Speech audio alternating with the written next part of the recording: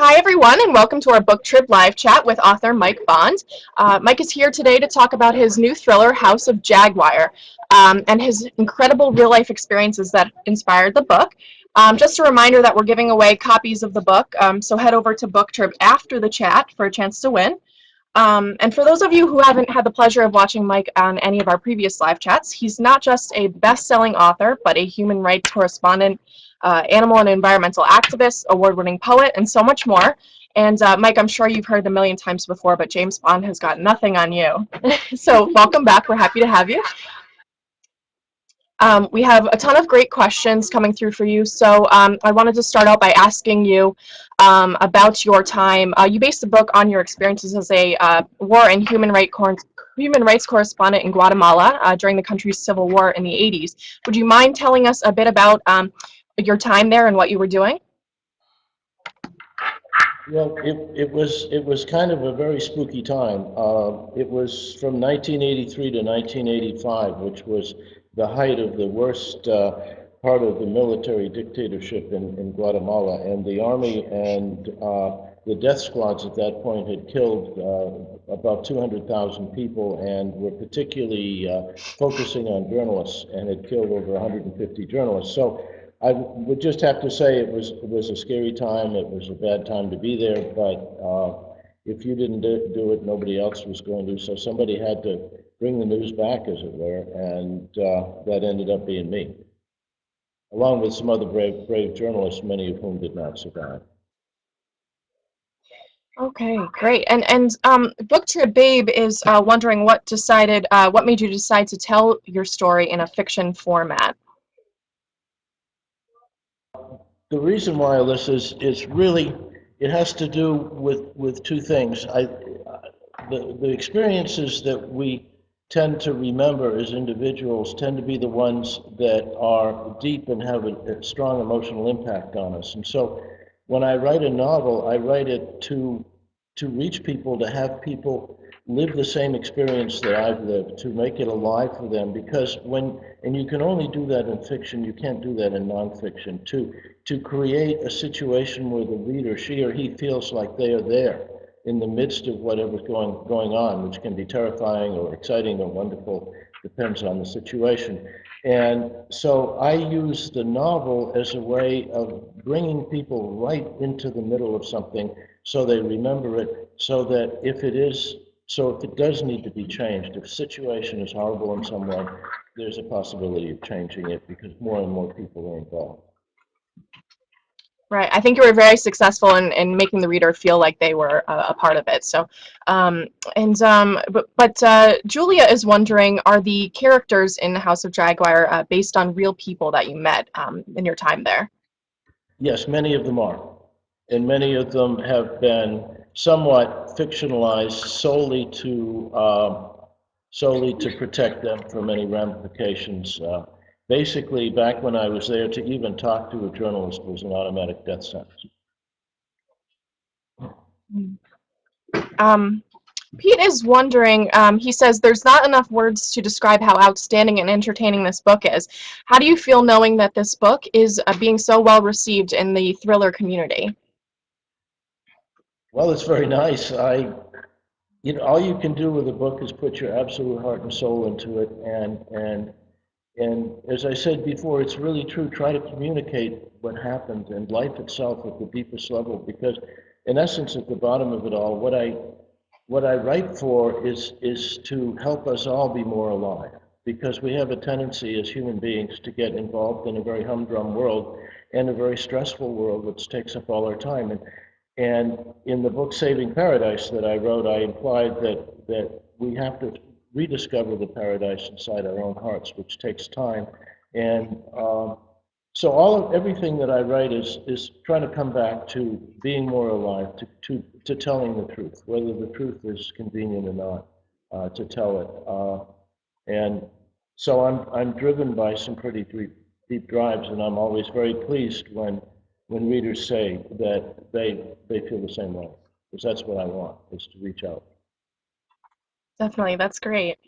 Allie is wondering, what is the most important message you'd like readers of House of Jaguar to get from your book? Oh, that's a really good question. All these questions are good. You're making me think, which hurts my brain. I don't like that.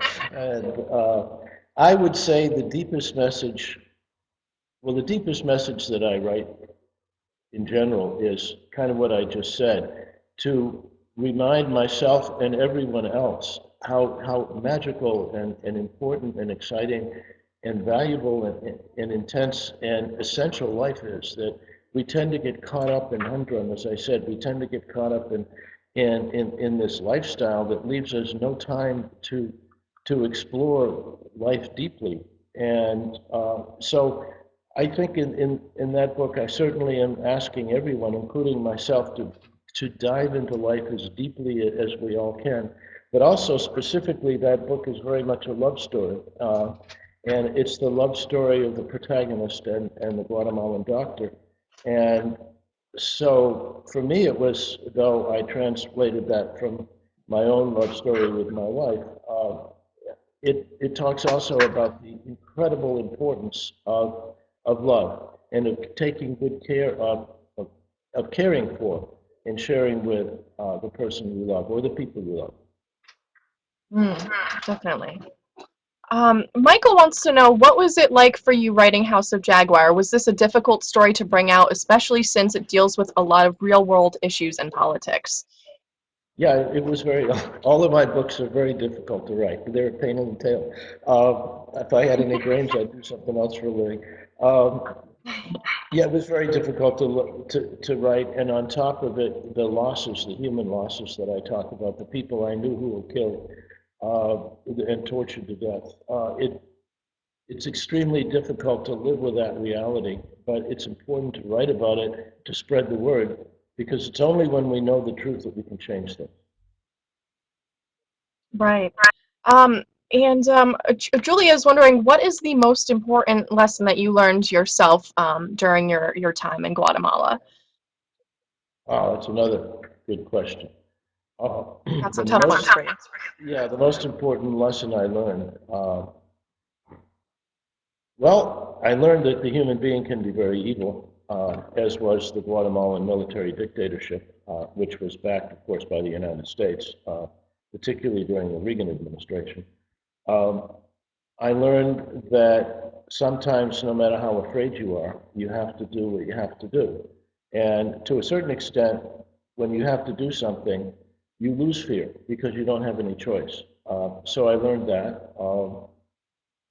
And I learned that Central America, the rainforest, the people, everything is getting destroyed at an atrocious rate, which made me all the more anxious to try to fight to save some of it.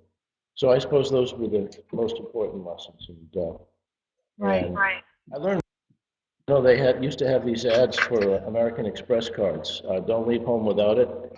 And when I was down in Guatemala, I was actually being hunted by the death squads and was very lucky to get out alive. I was the last foreign journalist to get out. And at the time, I got to the airport with the death squads on the way to the airport to kind of cut me off. And the airlines wouldn't take my credit card, my Visa, for some reason. There was some snafu somewhere. And I had received a kind of a promotional American Express card in the mail just before I left for Guatemala, and that I'd paid no attention to, and I pulled that out, and they took it. And so this American Express card that I'd never even asked for literally saved my life, because I got out on the plane about 10 minutes before I would have been killed. So Wow, that's amazing. American Express card. Oh, you mentioned that you were the last correspondent left in the country. What was that like, knowing that a lot of people that you knew had been killed and or had left, and you were still there?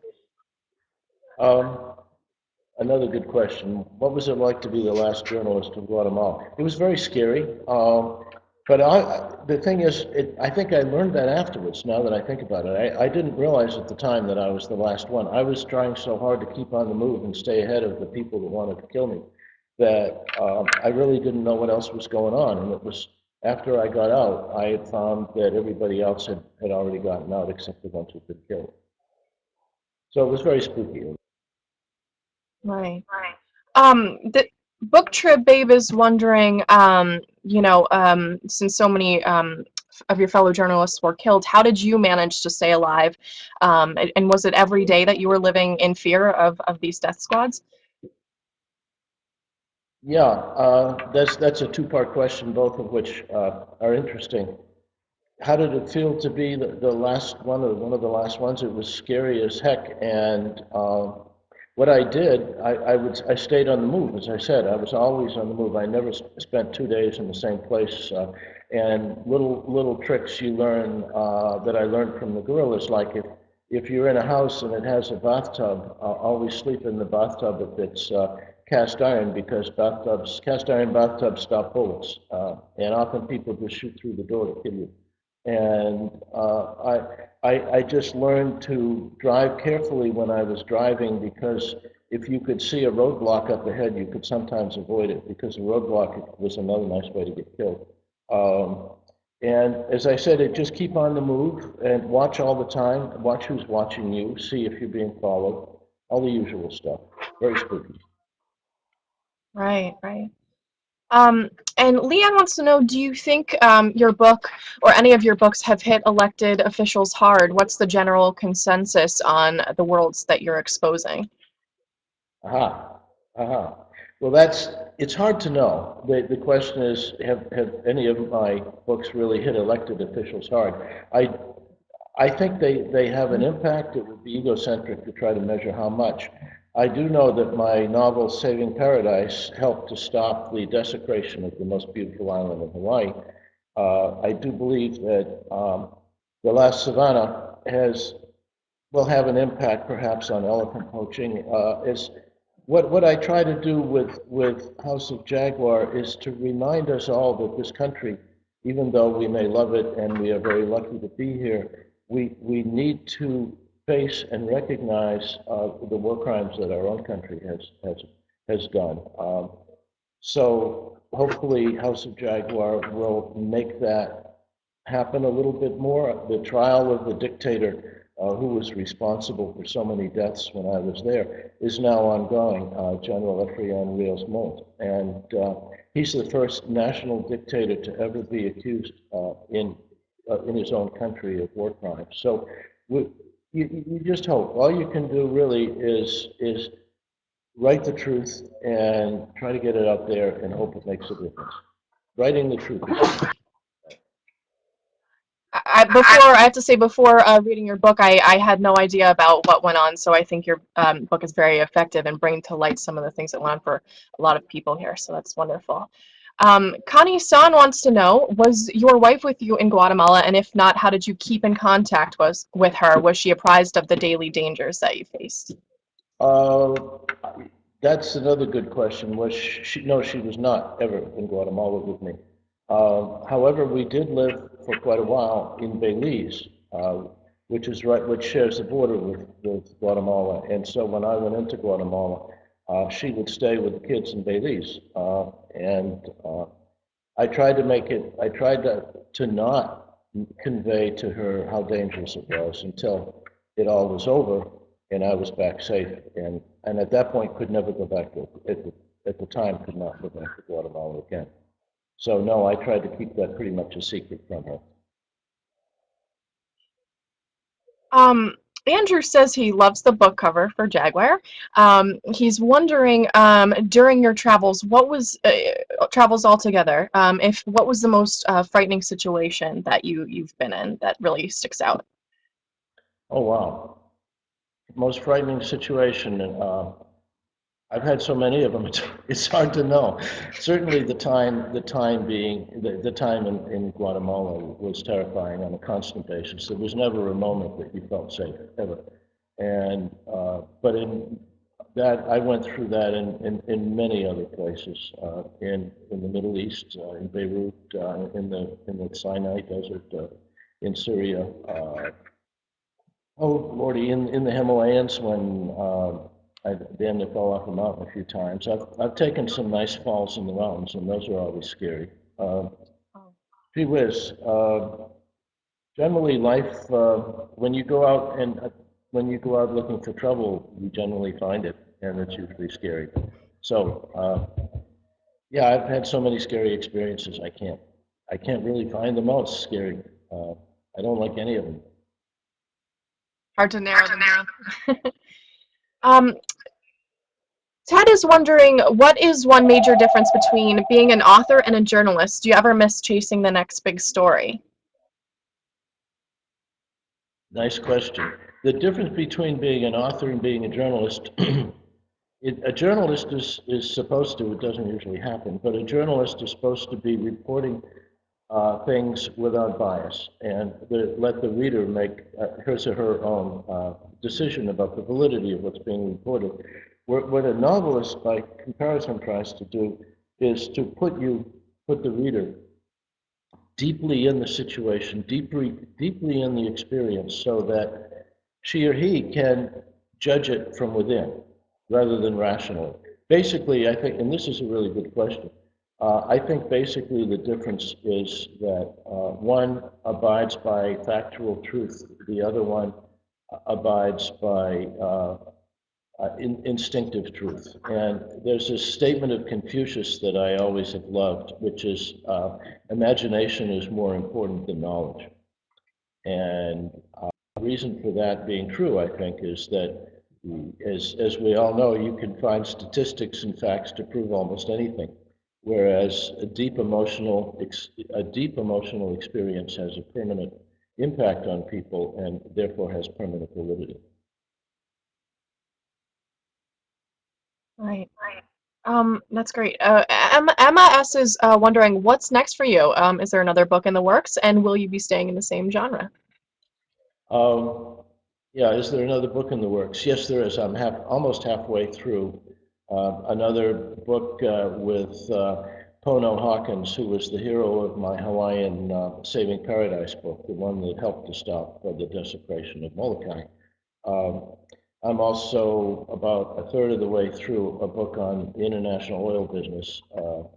And I've got two others that I'm ready to bring out, one on the Afghanistan and Iraq wars, and another one on the 1960s Vietnam, the drug scene, the anti-war business, and all of that. So I actually am writing fiendishly and have too many darn books coming out. And as far as genre, this is another We're thing looking too forward to that them. Emma asked about. As far as genre is concerned, uh, I think genre is somewhat of a false issue. What we do as writers and readers too, because we're the same.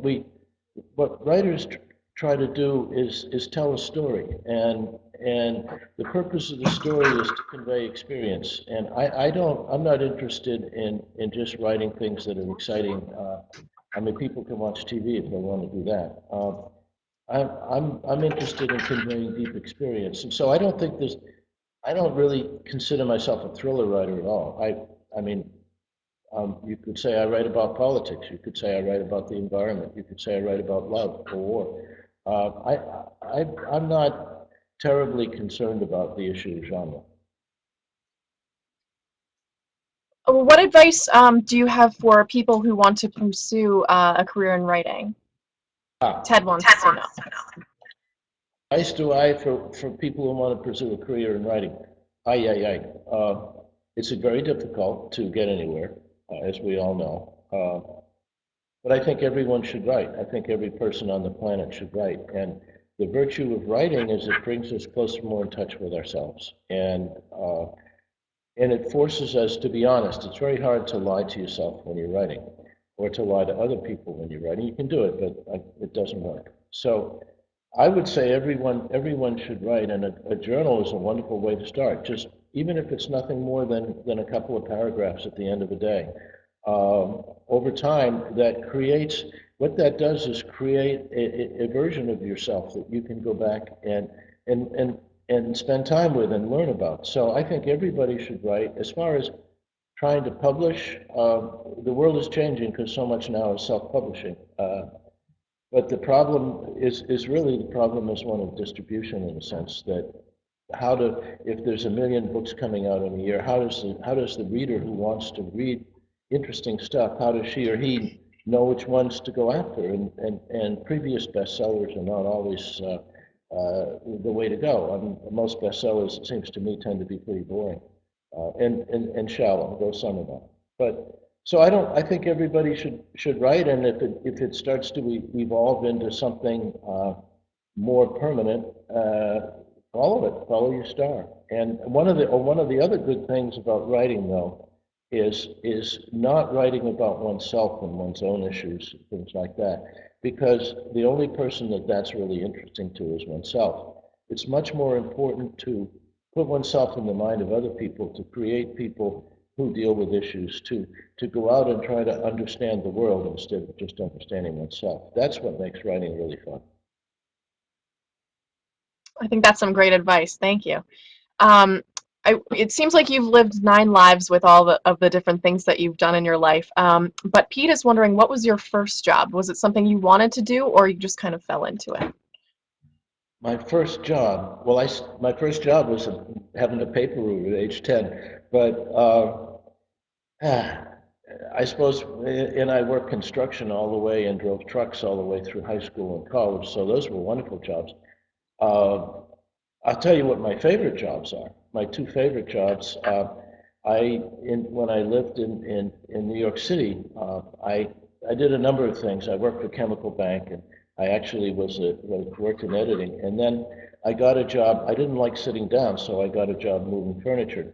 And pretty soon, I started my own furniture moving company, Village Movers. And so I had an absolutely wonderful time moving furniture in New York City.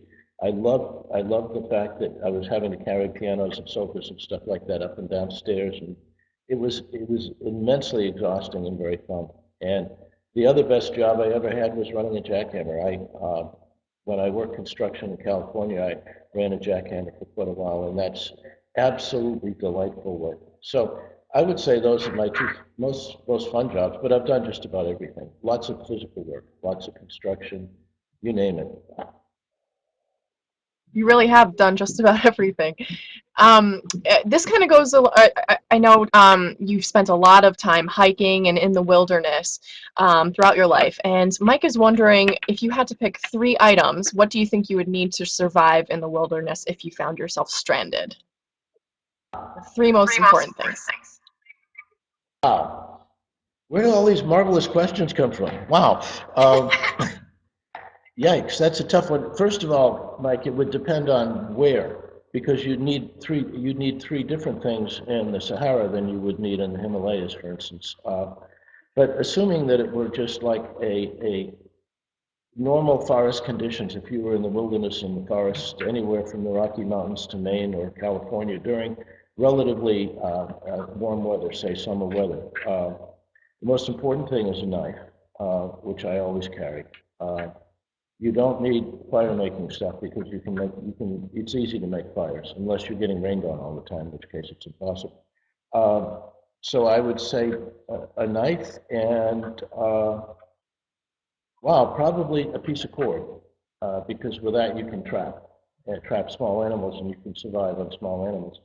And the third thing that would be really nice is some kind of enclosure, like a tent is asking for a lot, but maybe a tarp or something. And the problem is that in trying to stay alive in temperate forests, like in North America, unless you're lucky to kill something big like a deer, which is extremely unlikely, you're going to be living on bugs and rodents, and they are all protein, and you can't live on pure protein. So people often starve to death despite the fact that they have plenty to eat because it's all bugs and rodents. So, yeah, and the occasional snake, which has more fat on it than a mouse does, for instance. But I would say a knife, some cord, and some type of top or something to keep you dry. Make sure to bring those things if I ever go in the wilderness. Going back to your time in Guatemala, BookTrib Babe is wondering if you could go back in time and face the decision whether or not to go to the country, would you make the same choice? Well, if I knew I was going to survive, yeah. Um, but you never know if you're going to survive. Yeah, I would. You don't really have a choice in these things. And it wasn't anything that I rationally decided. I just had to do it. And I wanted to get out. I think I mentioned at one point, well, the book is dedicated to my wife and also to a doctor, Jeneth Myra, and who, well, she was a remarkable doctor, and she walked out of an ice cream store with her two daughters and was grabbed by a bunch of death squad guys who threw her into a van, drove 2 blocks, cut her throat, and left her dying in the street. And that was typical of any like 50 murders that took place that day in Guatemala from the death squads. And I think I had to tell her story. I have to speak for those people who are voiceless. And so I didn't have any choice. Of course I go back. Right. Thank you for sharing that. You've spent time all over the world, as we know, but I believe now you are currently in Hawaii. Why have you decided to make Hawaii your home for the last couple of months? Well, we live We're in jealous of Connecticut. the weather. Live in Connecticut, you know what the weather's been like. And yeah, I've spent many years dealing with snow. We lived for a number of years in a very cold part of Montana. I grew up in a very cold part of Maine. Uh, I love the ocean. I love to surf. So when we can, we spend part of the time in Hawaii. We spend a, a lot of time in Maine and Colorado, and a lot of time overseas. So Hawaii isn't full time; it's just part time, and I prefer it in the wintertime. Prefer not to be in Maine in the winter. I don't blame you. And Mike, just a couple more questions here.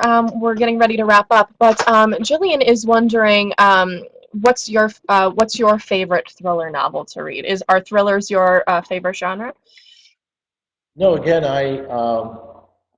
my favorite genre is, again, I don't really believe in genres. I mean, most of my favorite books are, in fact, none of them are thrillers per se. They're more like what might be considered straight literature. It's like if you were to take 10 books to a desert island for a year, what would they be? And obviously, War and Peace would be the first. The Great Russians, Victor Hugo, people like that are my favorite books. But also, to the word thriller to me means that you keep going fast. You keep the tempo up. A lot of reviews of my books tend to say that things like, well, you know, I was a third of the way through the book before I remembered to take a breath. And I do that. It's part of making things intense and for the reader, so that they're there in the real world. So I certainly think, for instance, many of the great Russians could be considered to be thriller writers. A thriller is something where you can't wait to find out what happens next, and it doesn't have to be something silly like, well, the bad guy shoot another good guy or something like that. It can be far deeper than that. So I don't really have a thriller novel favorite myself at all. Just probably the great French writers and the great Russian writers are my favorites. Great. Well, that's about all the time we have today. But Mike, we want to thank you so much for taking the time to chat with us today and sharing your incredible stories. You never stop amazing us. We also just wanted to thank everyone who joined in on the chat and remind you that you can head over to BookTrib and enter to win copies we have available now of House of Jaguar. It's a great book. You're going to love it. Mike, thanks again. Listen, thanks to everyone out there, and thanks for all these wonderful questions. As I said, however, you're making me think, which hurts my brain, so I'm probably pretty much done. Thank you so much, Mike.